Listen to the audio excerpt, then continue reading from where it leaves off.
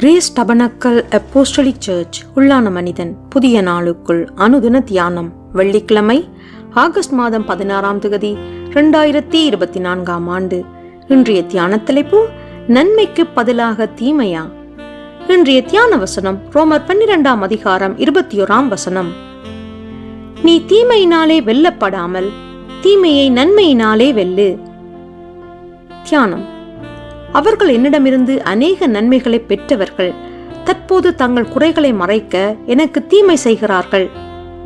நான் என்ன செய்வேன் என்று ஒரு விசுவாசியானவன் தன் மேய்ப்பனானவரிடம் தன் மனதின் எண்ணங்களை மனவேதனையுடனும் கசப்புடனும் கூறிக்கொண்டான். பிரியமானவர்களே, இப்படியான சூழ்நிலைக்கு நீங்கள் தள்ளப்பட்டிருக்கின்றீர்களா? நீங்கள் அறிந்தோ அறியாமலோ நன்மைக்கு பதிலாக தீமை செய்திருக்கலாம், அல்லது நன்மை செய்து தீமையை கைமாறாக பெற்றிருக்கலாம்.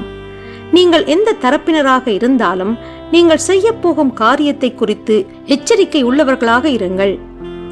முதலாவதாக, அறிந்தோ அறியாமலோ நன்மைக்கு தீமை செய்கின்றவர்கள் கால தாமதமின்றி தங்களை தேவனிடம் ஒப்புக் கொடுத்து மனம் திரும்பி தீமை செய்தவர்களிடம் மன்னிப்பை பெற்றுக்கொள்ள வேண்டும்.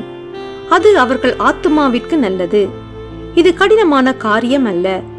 அப்படி செய்யாதிருந்தால் என்ன சம்பவிக்கும்? நன்மைக்கு தீமை செய்கிறவன் அவனோ அவன் வீட்டை விட்டு தீமை நீங்காது என்று பரிசுத்த வேதாகமம் எச்சரிப்பை வழங்குகின்றது. இரண்டாவதாக, நன்மை செய்து தீமையை கைமாறாக பெற்றவர்கள் பதிலடியாக தீமை செய்யாத படிக்கும், தாங்கள் செய்த நன்மையின் பலனை இழந்து விடாத படிக்கும் தங்கள் வாழ்க்கையை காத்துக்கொள்ள வேண்டும்.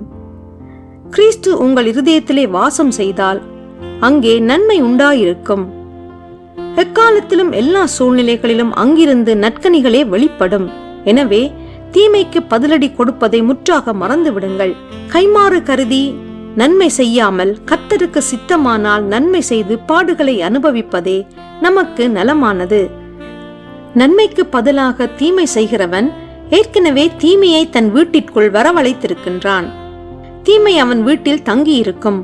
அவன் தீமையிலே அழிந்து போகாதபடிக்கு அவனை சபிக்காமல் அவன் மனக்கண்கள் பிரகாசிப்பிக்கப்பட வேண்டுமென்று அவனுக்காக ஜெபம் செய்யுங்கள்.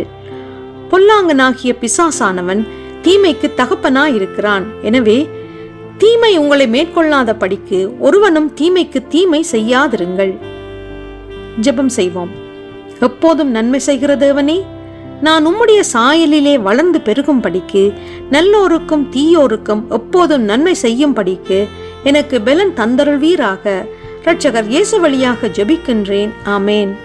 மாலை வாசகம் யாக்கோபு 1ஆம் அதிகாரம் 17ஆம் வசனம்.